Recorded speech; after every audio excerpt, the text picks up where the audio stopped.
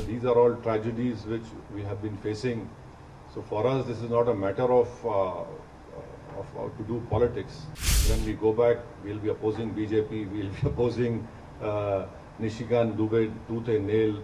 Here, this is a matter of security of our country, integrity of our country, and we would request the Kingdom of Saudi Arabia also. Pakistan gives out a wrong message to the Arab world and to the Muslim world that we are a Muslim country and India is not a Muslim country. But Your Excellency, you have more knowledge about worldly affairs, that there are 240 million proud Indian Muslims living in India. And not only that, our Islamic scholars are much better than any scholars in the world. They can speak the best of Arabic language. In fact, we have some famous Islamic scholars who have done great work in the Hanafi fiqh jurisprudence, and their judgments are accepted by the religious scholars of anywhere in the world. So this Pakistan's false propaganda that India is hurting us because we're a Muslim country, it is completely wrong.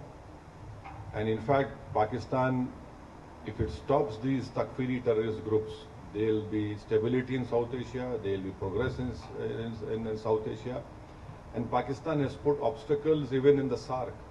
India wanted a bilateral railway agreement between all the SAARC countries. India wanted Bangladesh, India train, but Pakistan has always not allowed it. So we hope that our delegation, which is here on this purpose to request you to bring to your light what Pakistan has been doing in India, and this false propaganda of Pakistan that they have this great military prowess and nothing like that. What happened on the 9th? Their 9 air bases were targeted. If India had wanted, we could have completely damaged those air bases, but we wanted to show them a mirror and say that, look, we are warning you, don't do it. Don't force us to go on that path, wherein instead of creating a crater, we'll create graves for you. But 9 terrorist organizations' headquarters were targeted, and another shocking thing was this person who led the namaz-e-janaza of all those terrorists who were killed over there. The namaz-e-janaza was performed by a person who's again a designated US terrorist. And in namaz-e-janaza you have these proscribed organization members along with the Pakistani army. So this is a clear proof, and this TRF, which is a new name for LET, we had gone to the United Nations not once, 4 times, and told the United Nations Sanction Committee 1624 that this is a new name of this terrorist organization. We said this in December 23, we said this in now May 24, and unfortunately our fears had come true, and we lost 26 young people. A girl who got married 6 days ago became a widow on 7th day.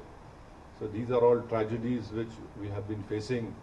So for us, this is not a matter of to do politics. Yes, when we go back, we'll be opposing BJP, we'll be opposing Nishikant Dubey tooth and nail. But here, this is a matter of security of our country, integrity of our country, and we would request the Kingdom of Saudi Arabia also that you have faced terrorist acts in May 2003. And 8 years ago at Aramco, so we hope that, and also you know very well that the Ulema Council of Saudi Arabia have given a fatwa against terrorism. In that fatwa, they have clearly stated that financing of terrorism, you're a complicit in the terror act. We hope that the Kingdom of Saudi Arabia has stood with us, and we are proud.